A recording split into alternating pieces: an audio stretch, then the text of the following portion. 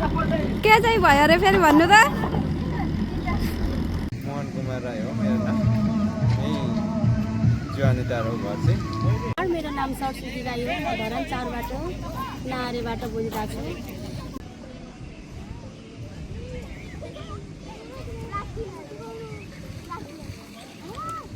राख्नुको पहिले यो खानेपानीको लागि चाहिँ यहाँ पाइप तान्दाखेरि यो बनाउनु पर्छ है, यो जीर्ण छ। यो धन्यवाद छ। म धनबहादुर राई, पूर्व वडा अध्यक्ष, धरान 4 निवासी र अहिले चाहिँ म साधारण मान्छे भएको छु। त्यो हिसाबले गर्दा यो पुल चाहिँ हामीले आर्थिक सहयोग श्रमदानबाट हामी निर्माण गरिरहेका छौँ। यो चाहिँ किन बनाएको भन्दाखेरि चाहिँ 8 साल अगाडि तारा सुब्बा निर्वाचित भइसकेपछि यो पुलमा केही पैसा विनियोजन गरेर काम सुरु भएको थियो। तर उहाँ 1 वर्ष पछाडि चाहिँ उहाँको असामयिक निधनले गर्दा यसले पूर्णता पाउन सकेन, बजेट पनि कन्टिन्यू हुन सकेन। त्यसले गर्दा लथालिङ्ग अवस्था थियो। तर यहाँको बालबच्चा स्कुल जानेदेखि लिएर होइन केही बच्चाहरू त बगाएर मृत्यु पनि भइसकेको अवस्था छ र त्यो उत्पादित कृषि वस्तुहरू बजार लान पनि समस्या, ल्याउन खाद्य वस्तुहरू ल्याउन पनि समस्या। त्यो भएकोले गर्दाखेरि चाहिँ म जब अस्ति फागुन 15 गति मैले पदीय हैसियतबाट राजीनामा दिएँ। त्यो राजीनामा दिइसकेपछि चाहिँ मलाई चाहिँ 5 वर्षको लागि जनप्रतिनिधि बनाएको, राजनीति बनाएको, अनि मैले चाहिँ 3-3.5 वर्षमा मैले चाहिँ राजीनामा दिएँ। अनि त्यो बिचको समयलाई चाहिँ सही सदुपयोग गरौँ, एउटा यो भित्री जस्तो अड्किराखेको कुरालाई एउटा सम्पन्न गरेर मान्छे हिँड्न बनाइयो भने त्यो जनतालाई मैले अवधिभन्दा अगाडि राजीनामा दिएको कुरामा पनि उहाँलाई चाहिँ त्यस्तो गुनासो हुँदैन होला भन्ने पनि लागेर हामीले सुरु चाहिँ गऱ्यौँ। तर गर्दाखेरि हामीसँग 0 पैसा थियो, केही पनि थिएन। सुरु गर्नुभन्दा अगाडि सन्दीप सुब्बा झापा घर भई अहिले युके अमेरिका हुनुहुन्छ। उहाँले मलाई त्यो कुरा गर्दा गर्दै 55,000 रुपियाँ पैसा पठाइदिनुभयो। त्यो पैसाले सुरु गरेको काम। तर काम गर्दै जाँदा आज 22-23 दिन भयो। हिजोसम्मको अपडेटमा हामीले 43 लाख रुपियाँ पैसा प्राप्त गरिसकेको छौँ। जसले गर्दाखेरि हाम्रो यो टार्गेट चाहिँ यो पुलको लम्बाइ 49 मिटर, चौडाइ 8.5 फिट र हामीले यो पुलको चाहिँ तार जाली बाटो सबै गर्दाखेरि हामीले लगभग 50 लाखको मिट टार्गेट गरेको छौँ हामीले। तर पनि हामी त्योभन्दा अलिकति बढीमा पर्छौँ होला, किनभने यो अहिले तेलको वृद्धिले गर्दाखेरि 2500ले पाउने जेसिबी 3000-3500ले चलाइरहेको अवस्था हुँदाखेरि र स्थानीय निकाय, सरकार र नगरपालिका सङ्घहरूमा हाई गुहार गर्दा पनि उहाँहरूले चाहिँ कुनै पनि चासो नदेखाएको हुनाले हामीलाई पैसा पनि दिनुभएको छ, श्रम पनि गर्नुभएको छ, सपोर्ट पनि गर्नुभएको छ, सल्लाह पनि दिनुहुन्छ। यसरी हामीले पुल निर्माण गरिरहेका छौँ। जसले यसमा चाहिँ सबै मनकारी व्यक्तित्वहरू, मान्छेहरूले हामीलाई एकदमै अत्यन्तै सपोर्ट गरेको छ। यसरी बनिरहेको छ। यहाँको 6बोटे, ज्वानेटार, ठाकुर डाँडा, नहरे, दानाबारी, हर्दिया, ढाँडे तेलेनपुर हुँदै राजानानीसम्म जाने बाटो पनि ओपन हुन्छ यसले होइन। यतापट्टि चाहिँ 13 र 14 लाई जोड्छ। जसले गर्दाखेरि स्कुल जान भयो, खाद्यवस्तु बजारसम्म लान भयो, मेडिकल जान भयो, यावत कुराहरूको लागि त्यो बजार जान पुग्नको लागि यो बाटो हुन्छ। र त्यहाँ एक्लै टाढादेखि यहाँ सम्पूर्ण मान्छेले, धेरै मान्छेले चाहिँ सपोर्ट पाउने हुनाले अब हामी जहिले पनि बर्खामा देख्छौँ यतापट्टि विद्यार्थीहरू किताब झोला बोकेर डिलडिलमा कुदिरहेको, यतापट्टि चाहिँ गार्जनहरू लट्ठी बोकेर खोला तर्न नसकेर वारी र पारी गरिरहेको दृश्यले हामीलाई जहिले पनि केन्द्रित गर्थ्यो। यो पुल सम्पन्न भएपछि त्यो दृश्य हेर्न पर्दैन होला भन्ने लागेको छ। यो त्यसैले हामीले यसलाई चाहिँ धरानको सेकेन्ड दार्चुला पुल पनि भनेर भनेको छौँ। त्यो हिसाबले किनभने भने दार्चुलामा आएको आर्थिक सहयोगको पैसा चाहिँ हामीलाई यो फलामे पुल निर्माणको लागि पनि धेरै पैसाहरू आएको हुनाले हामीले चाहिँ धरानको दार्चुलाको पुल भन्दा चाहिँ राम्रो होला भनेर सोचेको छौँ। त्यसलाई त्यति आउनु भएको छैन होइन। धरान बाहिरको चाहिँ एकाध मात्रै आउनु भएको छ। तर दिनमा दैनिक 50 जना हुन्छ। त्यहाँदेखि उँभो चाहिँ 100-150 जना 200 जनासम्म भएको छ। हामीले आइतबारदेखि कन्टिन्यू श्रम गरिरहेको छौँ। अब यो पुलको लागि मैले धेरै प्रोसेस गरेँ। अब माननीय ज्यूहरूलाई पनि ल्याउने, देखाउने, अब खोलाहरू तरेको भिडियोहरू पनि हाल्थेँ। अब यहाँको बालबच्चाहरू, स्थानीयहरू, अब बच्चाहरू अब खोला तर्नु नसक्ने हुन्थ्यो। उहाँहरूलाई तार्दाखेरि पनि समस्या हुने। अब कतै बगाइ लगायो भने फेरि आफैलाई गाह्रो हुन्थ्यो कि जस्तो लाग्थ्यो त्यति बेला। अब एकजना बहिनीले मलाई त्यहाँनिर भित्तामा टेकेर मलाई झनै झारेको पनि छ त्यो अवस्थामा।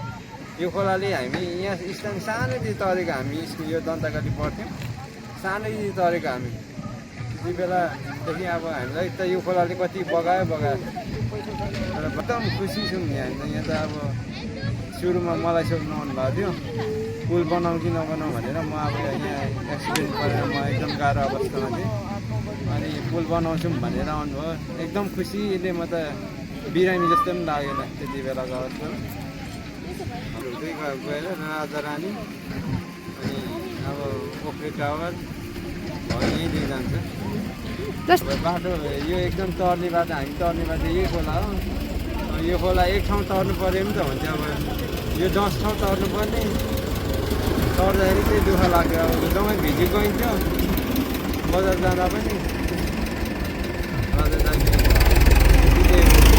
मलाई एकदम खुसी लाग्यो त्यही भएर घर पनि आयो घर आउँदा त पुलको भत्ता ढुङ्गा यस्तो अवस्था थियो यो अब अहिलेको र पहिलेको पुलको विषयमा हेर्नुपर्दा अब पहिले म यहाँ आएको 4 वर्ष भयो यहाँ यो पुलमा केही थिएन पुल अलिक बाङ्गिएको थियो लडेको थियो खासै लडेको भन्दा पनि त्यो अब रडहरू सानो पहिले त सरकारी बजेट आयो अब अहिले चाहिँ श्रमदानदेखि पुल लगभग बनिसक्यो आधी भन्दा हुन्छ र के चाहिँ भने यहाँको अब हामीले त गाउँदेखि सब्जी कृषि गर्छौँ नि त्यो कृषि गरेको बर्खाको याममा त हुने अलिअलि अब हिउँदोमा त्यही सागहरू के हुने हो तर हामीले सागसब्जीहरू बेच्नु झार्दा अब यहाँ त खोला त वरपर हुन्छ पुरै वरपर हुन्छ यो खोलादेखि चाहिँ तार्नै गाह्रो कि कोही एकजना छोरा मान्छे आइदियो हुन्थ्यो हामीलाई डोको हाम्रो बोकेर अब अनि हामीले हात पक्रिँदै लगिदियो हुन्थ्यो जस्तो हुन्छ कि यो खोलामा चाहिँ धेरै रुङ्नुपर्ने र अर्को बाटो तल विजयपुरमा झोलुङ्गी पुल छ 14 कोदेखि यसरी घुमेर आउँदा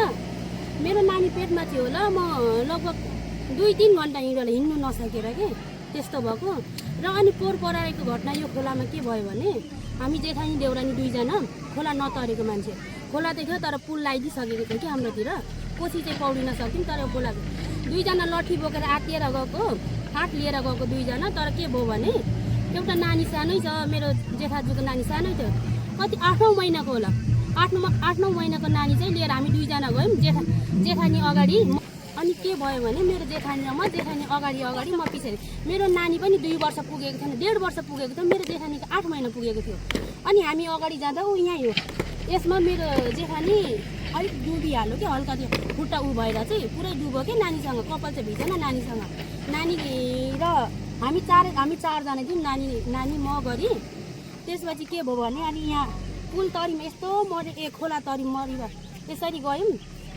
त्यसरी भित्ता सबै ठोकिन्छ कि यहाँ तर अहिले श्रमबाट यदि पुल बन्दा हामीलाई चाहिँ धेरै धेरै खुसी लागिरहेछ किनभने श्रम गरेर के चाहिँ नहुने रहेछन् होइन तर एउटा अब एक त अब श्रम मात्र गरेर हुँदैन अब देश विदेशमा रहनुभएका सम्पूर्ण अब दाजुभाइ दिदीबहिनी तथा आमा बुवाले सबैले अब यसो खर्चहरू अलिअलि पठाइदिनु भयो डोनेसन अब यसो अलिअलि गरिदिनु भयो र यतिसम्म अब यो भनेको अब तारा सुब्बाको पालामा त उहाँ बाँच्नु भएको भए यसो हिँड्ने पुल भए पनि बनाइदिनु सक्नुहुन्थ्यो होला तर किनभने उहाँ हुनुहुन्न रहनु भएन त्यही कारणले यो पुल चाहिँ लथालिङ्गै भयो कि अनि अहिले चाहिँ अब श्रमबाटै सबै चिज हुने भयो भने भएर चाहिँ हाम्रो धनबहादुर दाई कान्छा राई र उहाँहरूले ध्यान आकर्षण एकदम गरिदिनु भयो कि पुल चाहिन्छ भन्ने माग पनि गरिदिनु भयो अब माग अब ठुलोले अब ओके भन्दै त उहाँहरूले गर्नुहुने हो तर ठुलोहरूले सबैले ओके भनिदिनु भयो त्यसै धेरै धेरै राम्रो भइरहेछ अहिले चाहिँ हामी चाहिँ त्यही एकदमै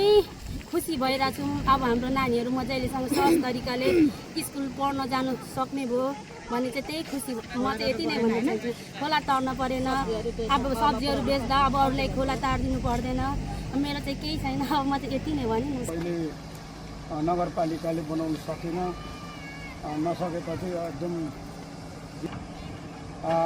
यो पुलको विषयमा यहाँ नानीले राख्नुभयो पहिले यो खानेपानीको लागि चाहिँ यहाँ पाइप तान्दाखेरि यो बनाउनु पर्छ है यो जीर्ण छ यो पहिले नगरपालिकाले बनाउन सकेन नसकेपछि एकदम जीर्ण छ यहाँ नानीहरू धेरै बगायो भनेर मैले देखेपछि अनि त्यति बेला हाम्रो अहिले माननीय हर्क राजज्यू चाहिँ मेयरमा हुँदाखेरि मैले पहिले नै बनाउने भनेर कुरा राखेको थिएँ तर त्यति बेला नगरपालिका के अरे पहिलेको मेयर उपमेयरहरूले यस विषयमा तपाईँहरूले बनाउनु पनि भन्नु सकेन। यो चाहिँ यति मात्रै भनेको थियो कि यो चाहिँ यसमा छ, तपाईँहरूले नबनाउनुहोस् भनेर भनेको थियो हामीलाई। अनि त्यसले गर्दाखेरि रहिरहेको थियो।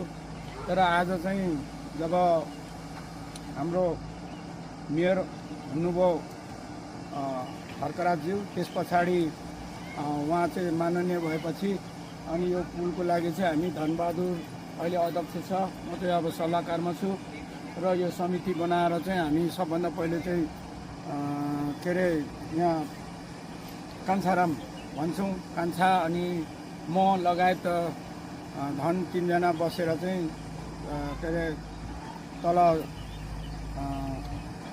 के अरे ग्रिन टीमा त्यसको कुरा उठाउँदै अनि सुरु भयो। अनि सुरु भएर अलिअलि पैसा आउन थाल्यो। अनि पैसा आउन थालेपछि लौ न दत्त मामा तपाईँले अलिकति पहल गर्नु पऱ्यो भनेपछि म आएर चाहिँ पहल गरेर फर्स्ट मैले यहाँ 100 बोरा सिमेन्ट दिएँ। त्यो 100 बोरा सिमेन्ट दिएपछि चाहिँ लगातार पैसाको गरगति आउन थाल्यो र अहिले यो पुल पनि मैले निगरानी गरेको छु र यो पुल पछि केही समस्या पर्छ भनेर अहिले मैले तलको बेसहरू हेर्दैछु, यसको इन्जिनियरिङ गरिरहेको छु, अब गर्दैछु पनि। अब यसलाई सल्लाह सुझाव अनुसार हामी काम गर्दैछौँ र आशा छ यो पुलले पछि हाम्रो यो 4 नम्बर वार्डको यता दानाबारी आँपटार यो माथिका यो गाउँहरू उता साउने कताकतादेखि ल्याएर राजारानीको पोखरीसम्मको नजिक पार्टी गाउँ भन्छ त्यतातिरको सर्टकट बाटो, उताबाट आउनु भन्दा यता सर्टकट बाटो छ र यता यो 4 नम्बरको सबै यो गाउँहरूबाट चाहिँ यो माथिल्लो भेग तल्लो भेग यो डाँडादेखि उँभोको सबै भेग, यो माथि डाँडादेखि माथिको गाउँकोहरूको मान्छे चाहिँ पछि खोला नाला हुँदाखेरि चाहिँ यो सबै झर्ने। यहाँ 400-500 घरभन्दा बेसी छ यता माथि होइन। त्यहाँको नानी केटाकेटी समस्या। अब यो पुल मात्रै नभएर अलिकति बर्खामा यो यता तेर्सो बाटो नभएर बुढे सुब्बातिर जानु पऱ्यो भनेदेखि चाहिँ यहाँनिर एउटा सानो पुल लगाइदिएर के अरे फलामे सानो पुल लगाएर चाहिँ उता परको बाटो टच गरेर तल्लो झोलुङ्गे पुलमा बाट हिँड्नुहोस् भन्ने यसो सबैले कुरा चलेको छ। आशा छ यस्तै नानीहरू हिँड्छन् बिचरा। फेरि त्यही बर्खाकै बेलामा तपाईँको एक्जाम भइदिन्छ हेर्नुहोस् है।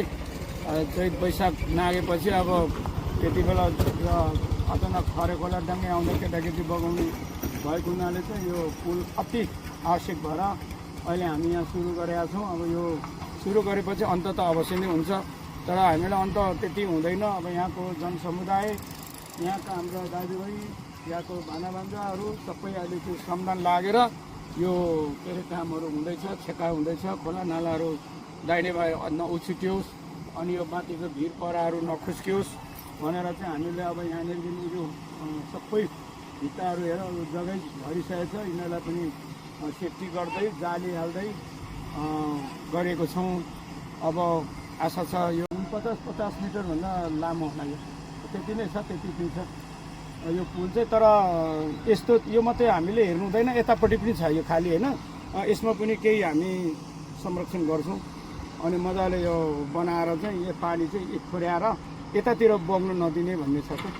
अनि यता धरानभन्दा बाहिरको आएको छ भनौँ न तपाईँको यति टुङ्गो हुँदैन होइन। 40-50 जना 150-200सम्म। अब हिजो झन् 200-400 जना थियो होला।